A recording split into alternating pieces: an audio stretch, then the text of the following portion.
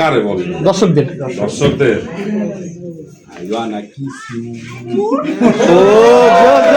যেরকম কাবিলা বাস্তব একদমই ঠান্ডা স্বভাবের মানুষ। এটা কিছুক্ষণ আগেও আমি গাড়িতে আসার সময় ড্রাইভার বলেছি, আপনি একটু জোরে যান না কেন?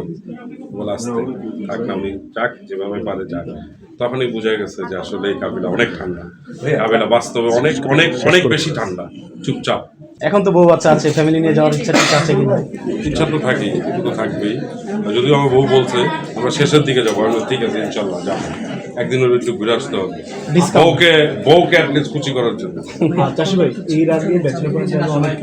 সবচেয়ে বেশি কঠিন লাগে ভোরবেলা যখন, মানে সকালবেলা যখন উঠে ওয়াশরুমে যে পানিটা গায়ে লাগে, পানি দিয়ে উঠে। যদিও এখন তো আধুনিক যুগ, একটু গিজার আছে, একটু গরম রাখে, তারপরেও সব লাইনে তো আর গিজার থাকে না, হয় না? কিছু কিছু লাইনে কিন্তু গিজারের লাইন থাকে না, ওখানে ঠান্ডা পানি বেরোয়, খুব খারাপ লাগে।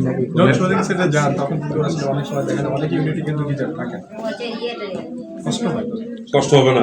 সবারই কষ্ট হয়, আমার একা সবারই কষ্ট হয়। শীতের দিনে পানি এবং বাঘ কোনটাকে ভয় করবেন? পানি, বাঘকে তো অবশ্যই ভয় করবে, পানি তো ঠেকানো যায়, ঠান্ডা পানিটা একটু কোনো মতো রাখা যায় না। বাঘের পাল্লায় বলে খবর আছে, একদম শেষ। সেটা কে বেশি? আমার যারা ভক্ত আছে, যারা আমার দর্শক আছে, সবাই আমার জন্য দোয়া করবেন, আমি যেন ঠান্ডা থাকি, আমার মেজাজ যেন খুব ঠান্ডা হয়ে যায়, মাথা যেন ঠান্ডা থাকে, আর আমি যেন ভালো ভালো কাজ করতে পারি, আপনাদেরকে ভালো কাজ উপহার দিতে পারি। হাবু ভাইয়ের একটা ডায়লগ দিয়ে শেষ। আই লাভ ইউ বলতেই আমার ডিরেক্টর, আমার কমান্ডার কাজল আরিফিন নবী, প্রতিটা ডায়লগ সে বলে দেয় আমাকে খালি বলে তুমি বলো, আমি বলে দেই, না হলে বলে আবার বলো, এইভাবে বলো, আমি বলে দিই। চাষি ভাই, আপনার 50,000 টাকা